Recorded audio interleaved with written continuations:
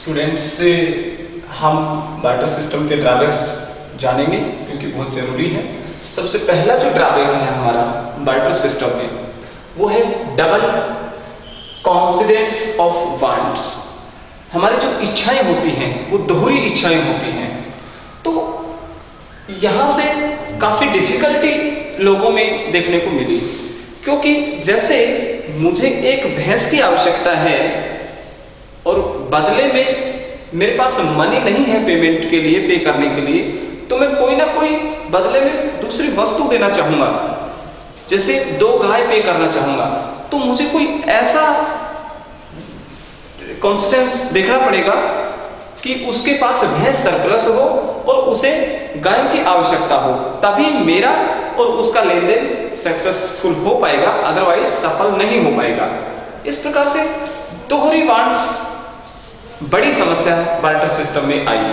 मान लीजिए मुझे सब्जी की आवश्यकता है और बदले में मेरे पास गेहूं सरप्लस है, तो मुझे कोई ऐसा जोड़ा देखना पड़ेगा अपनी सराउंडिंग में कि जिसके पास सब्जी सरप्लस हो और उसे गेहूं की जरूरत हो, तभी हमारा लेन देन बार्टर सिस्टम में संभव हो पाएगा, अदरवाइज संभावनाएं नहीं होंगी। तो इस प्रकार की व्यवस्थाएं सोसाइटी में बहुत ही मुश्किल से मिलने लग गई, जिसके कारण एक कॉमन हमारे पास पे करने के लिए मनी के रूप में या एक्सचेंज के रूप में बहुत ही जरूरी थी वो यूनिट डेवलप करनी, जो हमने मनी के रूप में डेवलप की। तो यहां से बार्टर सिस्टम फेल हो गया डबल कॉन्स्टेंस ऑफ वांट्स के चलते। दूसरी बड़ी प्रॉब्लम आई lack of common unit in value. Common unit value नहीं आ पाई हमारे पास बार्टर सिस्टम में कि 1 किलोग्राम गेहूं का मूल्य कुछ है और जो दूसरी वस्तु चाहिए हमें, मान लीजिए सब्जी के रूप में, उसकी वैल्यू कुछ अलग है। कोई कॉमन हमारा मेजरमेंट हुआ नहीं उस वैल्यू को लेकर। तो आवश्यकता के अनुसार हमने ये तय कर लिया कि किस वस्तु को हम कितनी प्रायोरिटी दें और उस हिसाब से उसकी नीड के अकॉर्डिंग उसकी सप्लाई यूनिट्स के रूप में हम करवा पाए। तो बड़ा टफ हो गया, बड़ा मुश्किल हो गया सोसाइटी में कि किस प्रकार से कॉमन वैल्यू हम मेजरमेंट करें। तो ये दूसरी बड़ी प्रॉब्लम थी। तीसरी प्रॉब्लम बार्टर सिस्टम की रही वो रही डिफिकल्टी ऑफ फ्यूचर पेमेंट। हम भविष्य में पेमेंट करना यदि चाहते हैं और बार्टर सिस्टम है अगर इकोनॉमी में मनी नहीं है, तो बड़ा मुश्किल हो जाता है कि हम कैसे बार्टर सिस्टम में फ्यूचर पेमेंट करें। मान लीजिए अभी शादियां चलती हैं तो पेरेंट्स पहले से ही कुछ जोड़ना स्टार्ट कर देते हैं, मनी है तो मनी के रूप में पैसा गैदरिंग करना स्टार्ट कर लेते हैं, इकट्ठा रुपया जमा करवा देते हैं बैंकों में। वो अपनी प्लान के अकॉर्डिंग 10-20 साल के बाद काफी बड़ी अमाउंट के रूप में मिल जाता है और हम फ्यूचर की प्लानिंग इजीली सक्सेसफुल कर लेते हैं, सफल कर लेते हैं जो काम हमें करना होता है। लेकिन अगर ये पैसा नहीं हो, मनी ही नहीं हो, तो हम क्या गेहूं को जमा करवाएं 4 साल के लिए कि उसकी जरूरत हमें 4 साल बाद मिलेगी, तो आज जमा करवा दे गेहूं को, 4 साल बाद वैसा ही गेहूं हम यूटिलाइजेशन में ले लें। ऐसा संभव नहीं है, क्योंकि कमोडिटी सिस्टम में, वस्तु विनिमय प्रणाली में, बार्टर सिस्टम को वस्तु विनिमय प्रणाली बोला जाता है। तो बार्टर सिस्टम में, वस्तु विनिमय प्रणाली में हम किसी भी वस्तु को सेफ नहीं रख सकते इतने लंबे समय तक। मान लीजिए कमोडिटी गेहूं है, गेहूं खराब हो जाएगा 2-3 साल बाद, उसमें बहुत सी ऐसी चीजें आ जाएंगी जिसके कारण हम उसका प्रयोग कर ही नहीं पाएंगे, 4-5 साल बाद खराब हो जाएगा वो, तो हम उसका बिल्कुल भी फ्यूचर में उसकी पेमेंट नहीं कर सकते, उसको स्टोर ही नहीं कर सकते, तो पेमेंट कैसे कर पाएंगे। तो ये बड़ी समस्या इकोनॉमी में थी, जिसके चलते बार्टर सिस्टम फेल हो गया। फोर्थ जो बड़ी प्रॉब्लम आई वो है difficulty in transfers of value. आजकल हम इलेक्ट्रॉनिक माध्यम से पैसा ट्रांसफर कर देते हैं एक अकाउंट से दूसरे अकाउंट में, लेकिन अगर ये मनी ना हो तो क्या हम एक वस्तु को दूसरे किसी व्यक्ति के पास ऐसे ही विदाउट ट्रांसपोर्ट भेज ही नहीं सकते हम?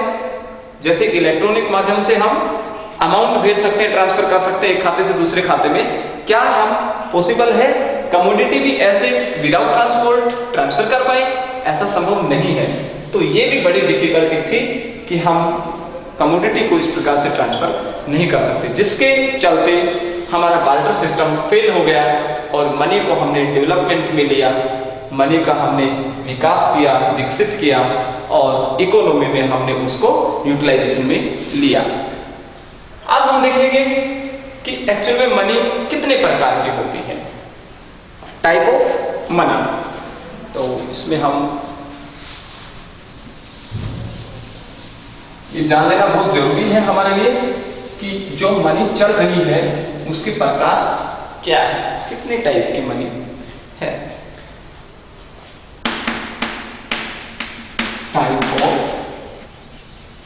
मनी, मनी का सबसे पहला टाइप है fiat money.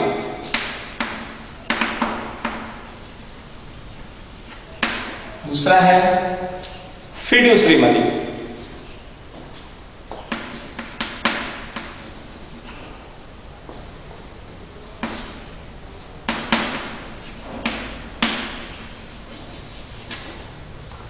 Fiat money, fiduciary money. अब देखिए, फिएट मनी ये ऐसी मनी है जो हमारे पास पेपर और कॉइन्स के रूप में है।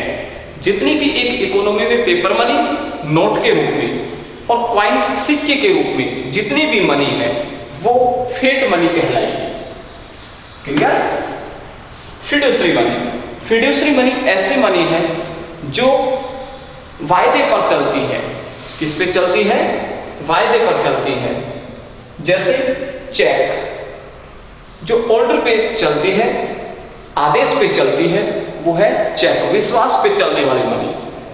एक चेक पर विश्वास होता है पेयर और पेई का कि वो आगे चल के मनी में कन्वर्ट हो जाएगा, कैश हो जाएगा, तो फिड्यूसरी मनी में आता है।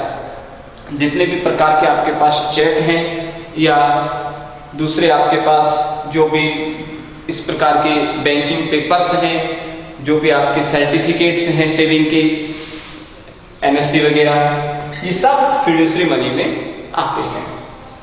उसके बाद अगला टाइप है full bodied money, full bodied money और credit money. Full bodied money और क्रेडिट मनी।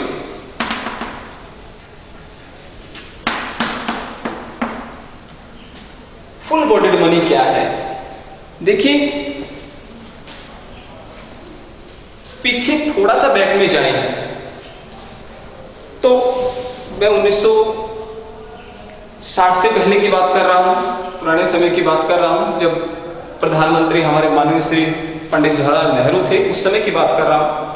तो उस समय हमारे सिक्के होते थे, एक एक रुपए के सिक्के, उनका जो भार था, वेट था, वो उस सिक्के पे अंकित अमाउंट के बराबर का वेट था। मैं ये कहना चाह रहा हूं कि जो मेटल उस धातु में लगा हुआ था, उस मेटल की वैल्यू उस सिक्के पर छपी वैल्यू के बराबर की थी। भारी पैसे थे, भारी सिक्के थे, वो फुल बॉडीड मनी में आते थे। क्रेडिट मनी, क्रेडिट मनी आज के सिक्के आप प्रचलन में है, वो देख रहे हो। मेटल पे जो अमाउंट छपी है वो ज्यादा है और मेटल को अगर पिघला के मेटल के रूप में प्रयोग किया जाए तो वो बहुत कम। जैसे अपने 1 रुपए के सिक्के, 2 रुपए के सिक्के, 5 रुपए के सिक्के, 5 रुपए के सिक्के पे अमाउंट तो 5 रुपए है, लेकिन उसमें लगी मेटल 1 या 1.5 रुपए के बराबर की मेटल है। उसको पिघला के अगर तौल में बेचे उस मेटल के भाव में, तो 1 या 2 रुपए से ज्यादा की नहीं होगी, बल्कि उस पे प्रिंटेड अमाउंट 5 रुपए की छपी हुई, 5 रुपए के बराबर लेन देन में प्रचलित है। तो ये है क्रेडिट मनी। एक बार फिर देख लीजिए, फुल बॉडीड मनी में धातु जो होती है उसका मूल्य और छपी अंकित मूल्य में कोई फर्क नहीं होता, बराबर होता है वो। और क्रेडिट मनी में मेटल पे जो अमाउंट अंकित होती है वो ज्यादा होती है और मेटल की जो वैल्यू होती है, आई मीन भार जो होता है, वो कम होता है। तो ये मनी के टाइप हो गई, fiat money, fiduciary money, full bodied money और क्रेडिट मनी। अब एक छोटा सा कंसेप्ट इस चैप्टर में जो बहुत अनिवार्य है वो भी हमें देखना होगा, वो है मनी सप्लाई। Money supply. बहुत इंपॉर्टेंट टॉपिक है मनी सप्लाई का कि किस प्रकार से मनी सप्लाई में आती है। Measurement of money supply.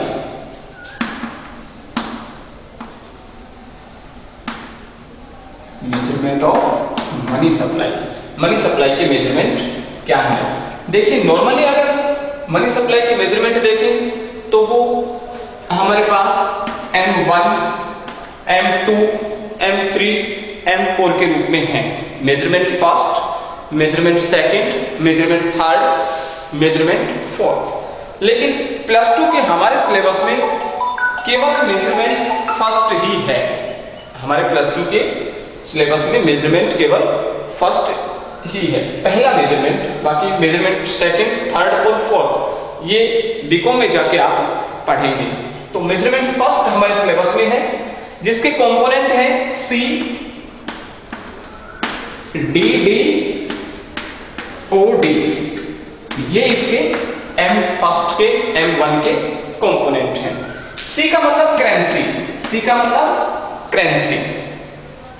ऐसी करेंसी जो पेपर नोट के रूप में हो, नोट्स के रूप में हो, पेपर अमाउंट या मनी के रूप में हो और कॉइन्स के रूप में हो, वो करेंसी में आता है। मेजरमेंट फर्स्ट के करेंसी में आता है सभी प्रकार के नोट और सिक्के जो लोगों के पास है, held by peoples in an economy. दूसरा डी, डिमांड डिपॉजिट्स। क्या है? Demand deposits,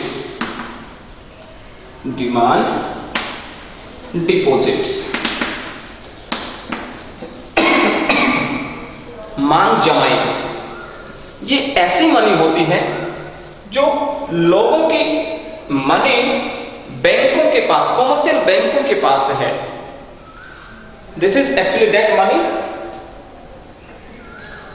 held in commercial banks या हेल्ड विद कॉमर्शियल बैंक्स।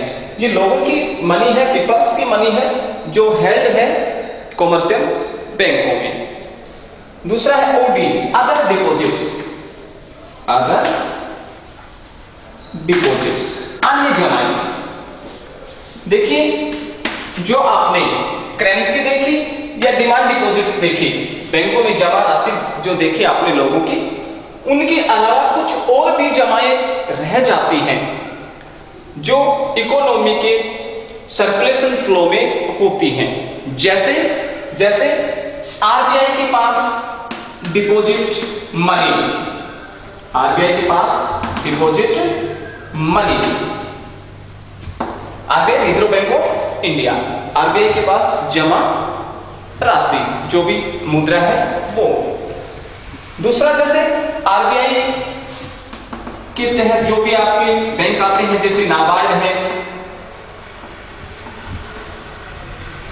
उसके पास जो राशि है, जो और भी इस प्रकार की श्रेणी में बहुत से बैंक आते हैं जो सोसाइटी के डेवलपमेंट के लिए बनाए हैं, उनके पास जो राशि है वो सब अदर डिपॉजिट्स के इसमें काउंट होगी M1 मेजरमेंट में। दूसरा फॉरेन में भी हम फॉरेनर में भी आरबीआई के पास जो जमा राशि है हमारी इकोनॉमी की, हमारे देश की, वो भी इस मेजरमेंट में अदर डिपॉजिट में आती है। आरबीआई में जमा राशि जो फॉरेनर आरबीआई है, जो अपने देश से बाहर, जैसे इंग्लैंड का RBI, reserve bank of England, तो वहां जो भी राशि है वो भी हमारे अदर डिपॉजिट में आएगी। या फिर IMF में जमा राशि, इंटरनेशनल मॉनेटरी फंड में जमा राशि, वर्ल्ड बैंक में जमा राशि, जो वर्ल्ड लेवल के जो भी फ्री यूनिट्स हैं मॉनेटरी सिस्टम में जो आती हैं, उनके पास जो भी आपके देश की अमाउंट वहां हेल्ड है, जमा है, तो वो अदर डिपॉजिट्स में आती है, क्योंकि वो आपकी इकोनॉमी का हिस्सा है, आपकी इकोनॉमी के सर्कुलेशन फ्लो का एक पार्ट है जो वहां जमा है किसी ना किसी रूप से या किसी ना किसी के थ्रू, तो वो भी आपकी ही मेजरमेंट M1 में आएगा।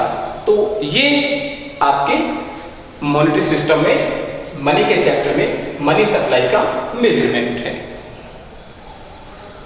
मैं चाहता हूं कि आप इस चैप्टर में जो वीडियो आपने देखी उसको अच्छे से अध्ययन करेंगे कुछ कमियां यदि आपको मिले लगे तो आप कमेंट में जरूर लिखेंगे, और मैं चाहूँगा कि आप जितना ज़्यादा उसके शेयर भी करेंगे ताकि और अन्य विद्यार्थी भी इस वीडियो का लाभ उठा सकें। धन्यवाद।